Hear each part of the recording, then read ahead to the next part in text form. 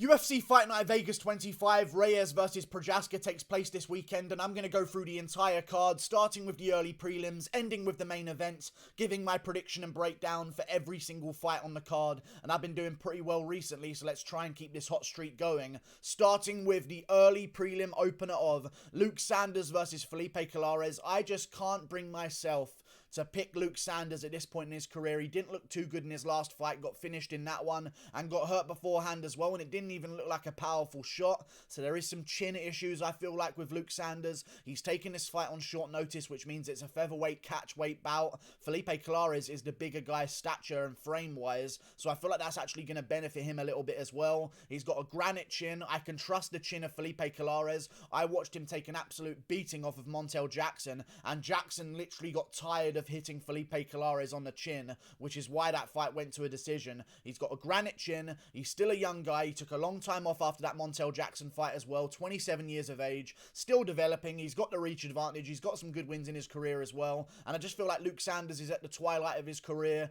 Chin's starting to go a little bit funny. I'm going to pick Felipe Colares to go out there and win a unanimous decision, because I feel like Luke Sanders is just going to be there to show up and make it to a decision and not get himself KO'd. Seems a little bit timid nowadays. I'm going with Felipe Colares winning himself a unanimous decision, 30-27 against Luke Sanders, in a semi-okay bout where Luke Sanders just doesn't have the grit to get down and throw big bombs with Felipe Colares. I can just see Felipe Colares jabbing and kicking from the outside and winning himself a unanimous decision every single round. Moving on up the card, Andreas Micheladas versus KB Buller. Now, KB Buller, I would really love for there to be an Indian fighter in the UFC. I just don't think he's got it, man. I don't think that KB Bullar's got this one in the bag, and I smelled a rat when he first started his career in the UFC. When I looked through his record, something didn't smell right to me, and I picked Tom Breeze to beat him because of KB Bullar's record.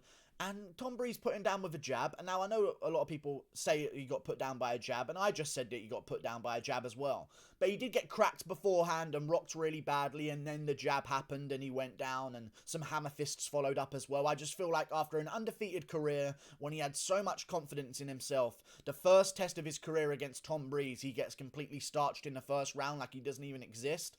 I feel like Andreas Micheladas is going to go out there and put a real interesting fight on. I don't know if it's going to be an amazing bout, to be honest with you guys. I think these first two fights on the card are going to be a little bit of stale ones. I can see Andre Micheladas going out there, grinding him against the cage, getting a couple takedowns here and there, winning some striking exchanges as well. I just don't trust KB Buller after him getting put down like that in his debut, and his record is just straight up stinky. I would rather Andreas Micheladas have a couple of losses going into his career. And by the way, that loss to Modestas Bukauskas that he's coming off of was a really weird loss. Both of these guys are coming off first round TKOs, but they're very, very different first round TKOs. Andreas Micheladas was doing good in the first round against Modestas Bukauskas, who looked good against Mikhail Alexeychuk. I feel like I can say that Micheladas is somewhat UFC caliber for the middleweight division, and Andreas Micheladas just looked pretty good in the fight. Lost the fight to illegal shots to the back of the head, 12-6 elbows. I don't understand why that was allowed. And then they pulled the cage door out from behind him, and he fell backwards, and they completely stopped the fight because of it. I think it was a very weird stoppage, but either way, I'm going to be going with Andreas Micheladas. I just feel like I trust his resume. I trust his ability in the cage. When I watch KB Buller, I've watched a couple of his fights before. Yeah, he's got some good finishes, but they are against absolute cans. And if your coaches are putting you against that level of competition time after time after time, even if you keep beating them in the first round, they have no confidence in you whatsoever, and I can smell that a mile away. I'm going with Andreas Micheladas getting the job done, unanimous decision over KB Buller. Moving on up the card, Loma Lookboonme versus Sam Hughes. I'm going with Loma Lookboonme, and I just want to say this as well before I even get into things. Remember how the entire MMA community shit on Max Roshkov for quitting in the second round after taking a bout on short notice? He didn't even quit. He got beaten quite badly in the second round as well, and it looked like he was going to be really beaten up badly in the third, and he said he wanted no more on the stall. Sam Hughes got a cut on her nose and completely called the fight off, and no one gave a fuck. It's so good to be a female, honestly. I don't want to be one, but honestly, there's some real privileges nowadays. But I'm going to be going with Loma Lookboonme, not just because of my anger at Sam Hughes' treatment, just purely because Loma Lookboonme's actually quite good, and she almost beat Angela Hill.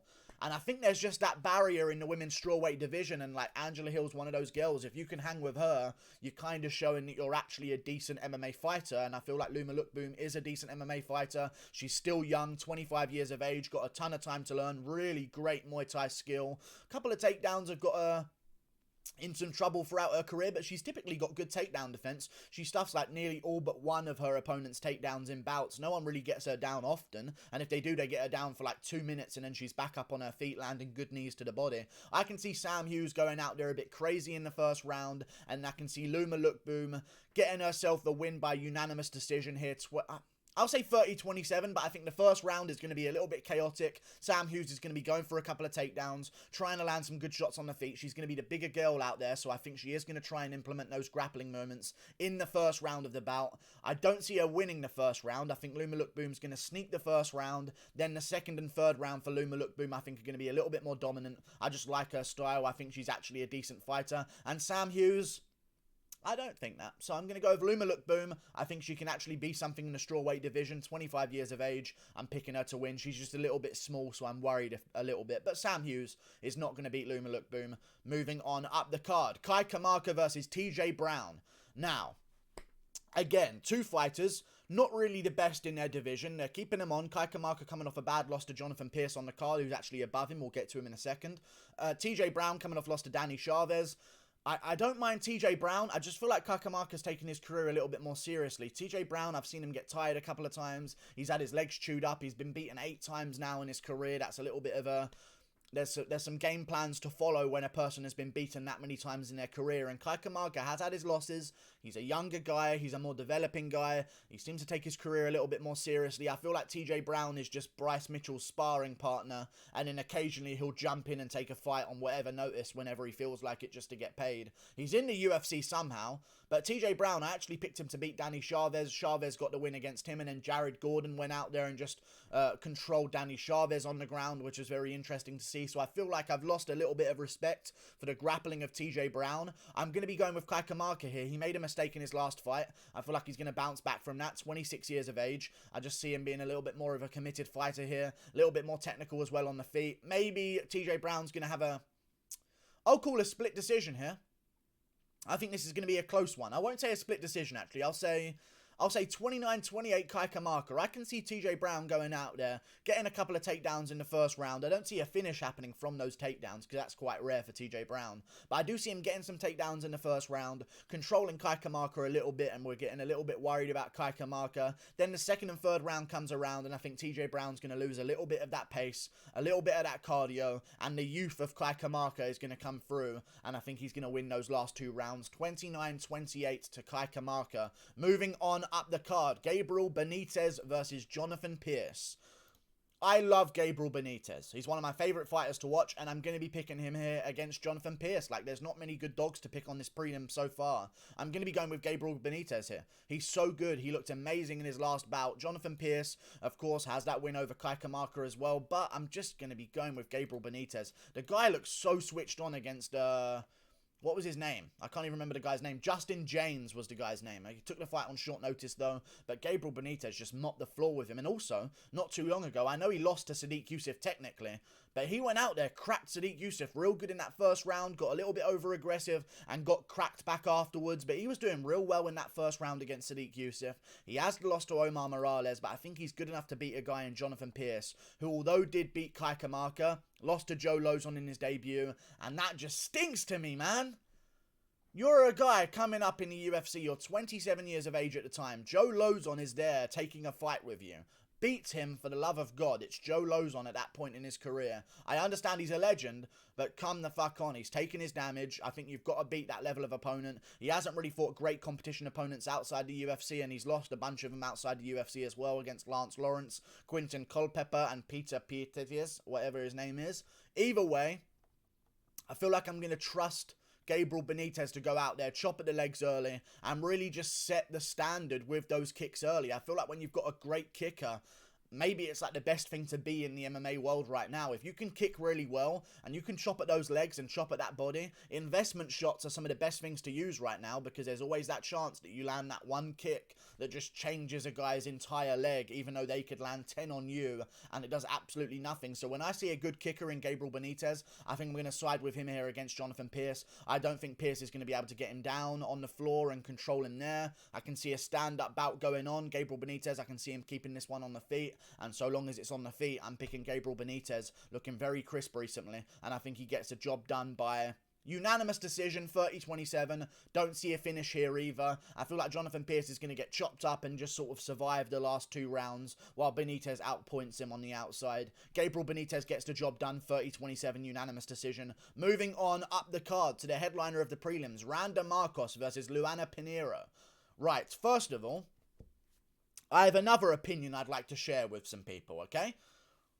Randa Markos is still in the UFC, but no time for Woodley. Woodley's on a losing streak from being a fucking world champion, and he's fighting absolute savages. But Randa Markos needs to stay around, right? 10-11. I mean, fair enough, Artem Lobov levels of record, so she is kind of the GOAT in all honesty. But like, come on, why are we keeping this girl around? I feel like she doesn't even try sometimes in fights. Like, am I getting that impression wrong? Like, when I watch Randa Markos fight, there's no way in my life I'm ever going to put my reputation of a prediction on the line there. There's no way I'm going to put money on the line for Randa Markos to win. I didn't mind her as underdogs in some of these bouts, but it just seems like she's making very retarded decisions. Like, she goes to the ground with Mackenzie Dern when she has a chance to disengage. She re-engages on the ground with Mackenzie Dern. What are you doing? Amanda Ribas, same story, just sort of loses that one along the line. I know she's had some good wins in her career. I guess Ashley Yoda, Angela Hill by armbar was pretty good. But watching her fight Kanako Murata in her last fight, fair play, Kanako Murata might be a bit better than Luana Pinheiro on paper. But like, watching her roll the wrong way for an armbar, you've been doing this for a decade. Stop rolling the wrong way for an armbar. I don't trust her to win this one. And Luana Pinheiro, she's not a can. Like, she's beaten some opponents that aren't that good, but she's an 8-1 girl, 27 years of age, and she's got power in her hands, and she's not only beating girls. If I saw a girl coming up like Luana Pinheiro that was getting some split decisions on the regional scene, a couple of close contests where maybe it should have gone the other way, who knows, maybe I'd worry about her taking on Randa Markos, who's a bit of a veteran, but she's making these girls on the regional scene look like absolute cans. She's lost one fight in her career to Chris Makfa, who was 2-0 at the time, and she lost a split decision there. Other than that, recently, she's been dominating everyone. First round submission, 3-1 Gill, first round submission, first round guillotine, first round submission, first round punch. Seeing that kind of power in the strawweight division to get first round KOs doesn't come around often. I'm going to be picking Luana Pinheiro here, pretty confidently to beat Randa Markos, and I'll say she gets a finish in the first round as well. Moving on up the card to the main card, Poliana Botelho versus Luana Carolina. Now, I worry about this one very much indeed, because I kind of want to pick Luana Carolina, because Poliana Botelho, although kind of good, I don't like the pick. It makes me worry. It makes me really worry. This is like when I pick a fight and I kind of know that there's something that this is the one that I'm not too confident in. If I had to pick a fight on this card where maybe I'm not as confident, it would maybe be Luana I don't know who to pick here. Fuck. I think I'm going to pick Luana Carolina as an underdog. And that might be disagreeable. I just can... There's a shiver that goes down my spine while picking Poliana Botelho. I know she has some good wins in her career, but her last fight to Gillian Robertson, and she's an aging girl as well, and you're looking at a younger girl in Luana Carolina. She did come off that injury with the knee against Ariane Lipski, but she's taken some time off, looking to get back in there. She hasn't fought since, July of 2020. She's had just under a year off. I mean, younger girl, 27 years of age, got caught in a submission, but before that beat an 8-2 girl on the regionals in Priscilla Cachoeira, beat a 7-0 Mabeli Lima as well. Like, she's a good fighter. She started her career against a 4-1 opponent. That's some confidence with her coaches. Younger girl, got the longer reach. I feel like she might go out there and beat Poliana Botelho, and that's going to be one of the better dogs on the card, in my opinion. It's just a worrying pick. I was somewhat leaning Poliana Botelho, but her last fight against Gillian Robertson, she didn't really have anything to give whatsoever, and then she lost to Cynthia Calvillo, got destroyed. I'm going to go with a younger girl, the more improving one. I'm going to go with Luana Carolina as an underdog here. Risky one, but I'm taking it. It's good odds. Moving on up the card, Merab Dvalishvili versus Cody Stamann. Let me burp. I'm going with Merab Dvalishvili. I like Cody Stamann. I think he's a good fighter. I think Merab has proven that he's above the rest. Like, beating John Dodson, I was worried for him against John Dodson because Dodson's known for really good takedown defense, and I thought he could give him a little bit of problems. Like, John Dodson dropped Poliana at one point.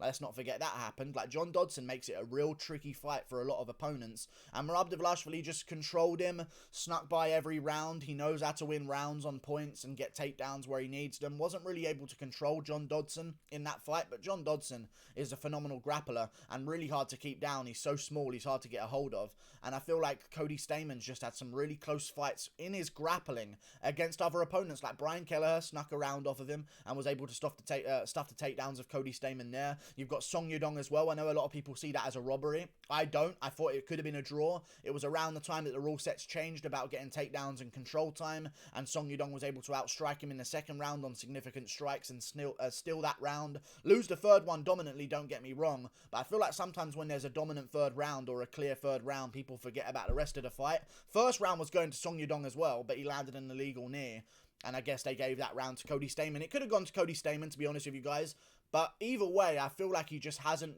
shown to out-grapple certain levels of opponent that I think Merab Dvalishvili would quite handily out-grapple. I can see Merab going out there. He's the bigger guy. He can push a better pace, in my opinion, and I feel like he's going to get the job done here, being able to stuff the takedowns of Cody Stamann, and I think he's just going to win the grappling exchanges, and it's all going to fall into place after that. He's got a ridiculous reach advantage. He's the younger guy. He's the bigger guy. He's taking less damage. I feel like I'm going to go with Merab Dvalishvili here quite confidently. I love his grappling. I like his stand-up as well a little bit as well. I know he doesn't use it too much, but the guy spinning back fist KO'd Raytheon Stotts in the first round. Like, he's dangerous on the feet. He's got some power.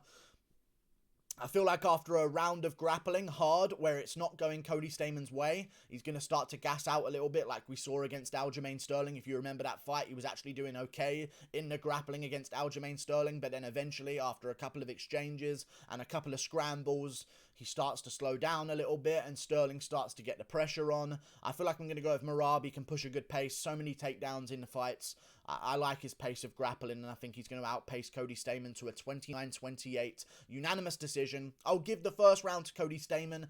Whilst getting out-grappled, I think he's going to outland him on significant strikes, and that's going to edge Cody Stamann the first round. Last two rounds, I see Merab taking over and getting control. Merab Dvalishvili, unanimous decision. Moving on up the card, Sean Strickland versus Krysztof Jotko. I wish this was higher up the card. Ranked fight for Sean Strickland. He is ranked right now in the division, and arguably Krysztof Jotko should be as well. Two great opponents. What are we looking at here?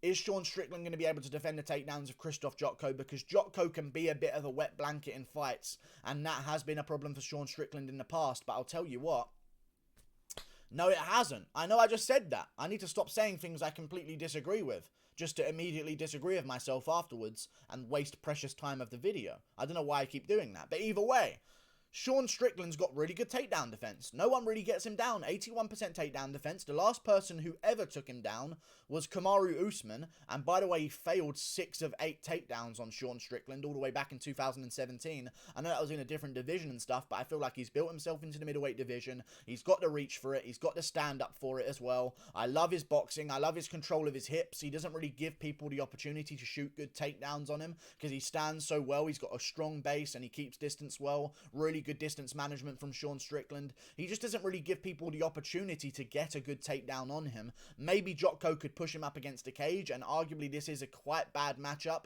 for Sean Strickland style-wise. Like, if Jotko was just a stand-up guy, maybe I'd worry about him here, but he can push people against the cage and use the cage to get wins like that. I just don't see him being able to do that against a guy like Sean Strickland. I think I'm going to pick him to win by second round TKO over Krysztof Jotko. Because Jotko, even though he has had some wins, even against Eric Anders, failing all of his takedowns there, was able to control against the cage, but other than that, not really. Barely outlanded Eric Anders each and every round. With Jotko, with Strickland, it's like he destroys Brendan Allen. I know Brendan Allen said in his post-fight interview just the other night that he wins that fight 9 out of 10 times.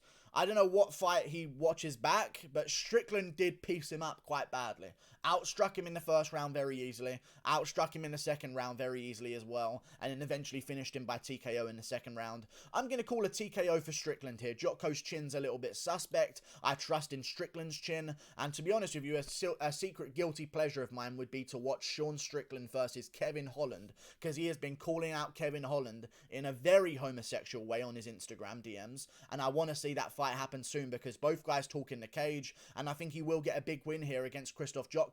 And if he does call out Kevin Holland afterwards, sign me the fuck up. That's the fight I want to see next. But I'm going to go with Strickland here. Good takedown defense, solid boxing. Jotko's a little bit chinny, a little bit sloppy on the stand-up sometimes. I'll go with Strickland by second round TKO. I think that's a good bet to make. Moving on up the card to the next fight on the main card, Ion Cutelaba versus Dustin Jacoby. Now, why this is above Sean Strickland versus Krysztof Jotko, I have no idea, but it's above it on the card. I guess they're trying to push the winner of this one in the light heavyweight division. I'm going to go with Ion Cutelaba. I think this is very safe money. I think this is some really good card to make some money on some favourites that should be a bit more of a favourite. I think Cutelaba should be 2-1 here.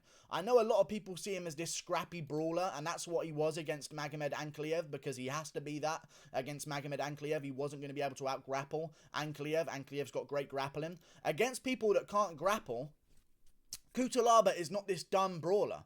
He really isn't. If you watch the Khalil Roundtree fight, Khalil Roundtree, known not to be able to grapple, and also has really good stand-up as well. So what does Cutelaba do at UFC Copenhagen?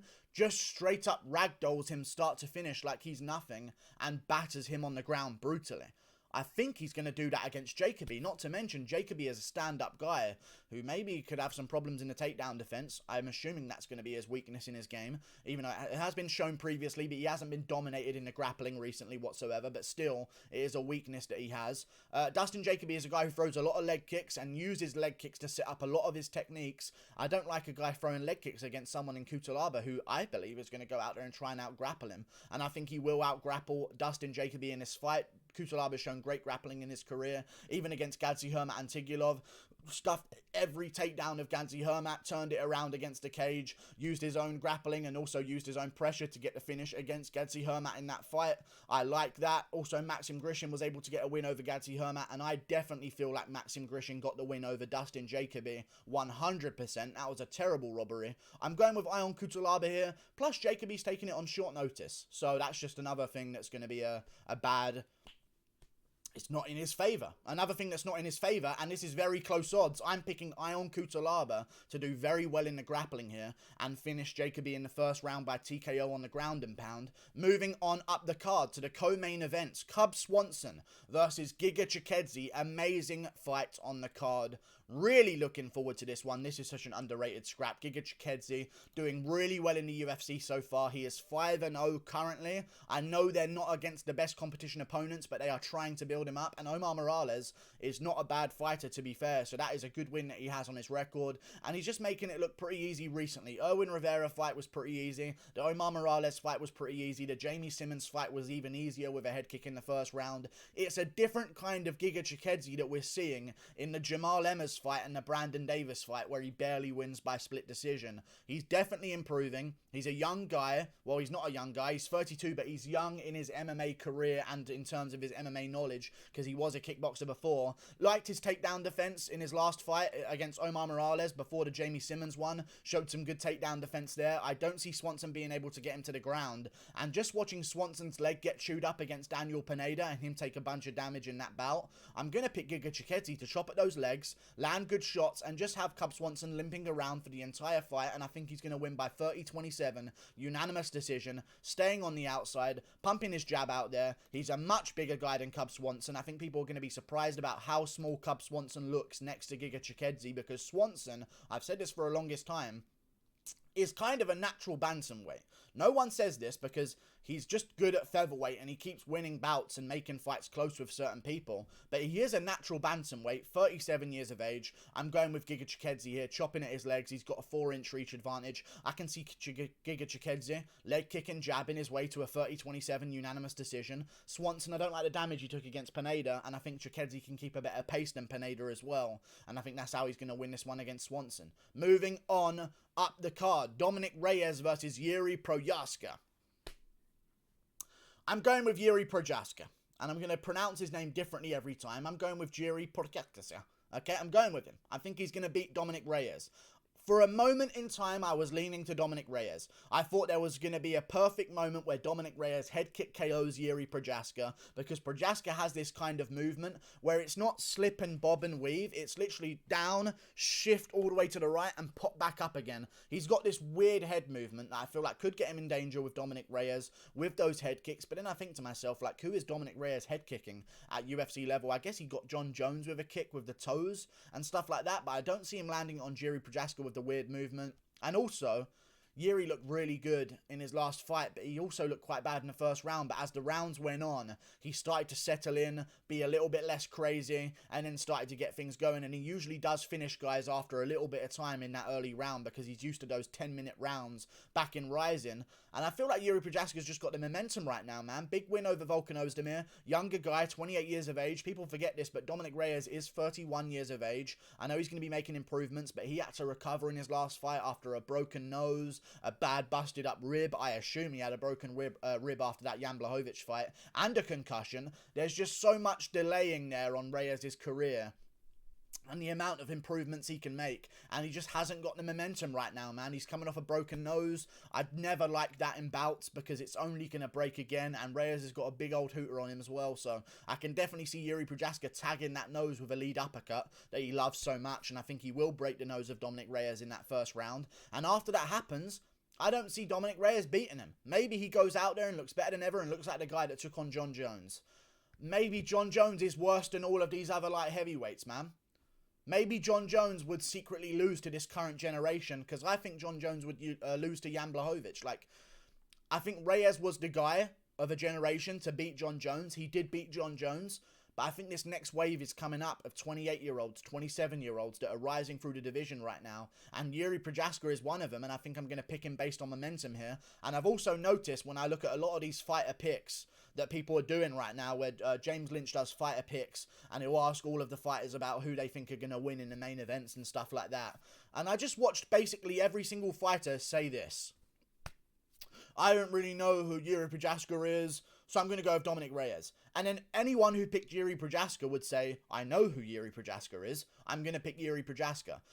That just is another thing to chuck into the equation, I guess. I feel like not a lot of people really do their research on Jiri Prochazka. He is a bit of a can crusher over at Rising, and I stand by that comment. But mixed in there are some hidden gems of opponents like Al Berickson. A little bit of a weird stoppage, don't get me wrong, but he just beat Nemkov's brother at Bellator and is a great fighter himself. Jiri Prochazka, we didn't know, because there are just some big names that used to be UFC fighters like King Mo and CB Dollaway, I always get those names mixed up. CB Dollaway, opponents like this that were fighting Jiri Prochazka, and it was like, you can crusher, fuck you. That's how I felt somewhat. But then you look at these contenders that he's taken on that may not have been something back then, like Vadim Nemkov as well, by the way, and you really tell that he's beat some good opponents that could go on themselves to become great fighters as well, which a lot of them have. And I think he's going to go out there and beat Dominick Reyes by TKO. I'll call it in the second round. I think he's going to get his nose broken in the first, Dominick Reyes. I think he's going to get battered a little bit, and the movement of Jiri Prochazka is going to be a little bit too awkward for him, and I don't think he's going to like it too much, in all honesty. I really don't.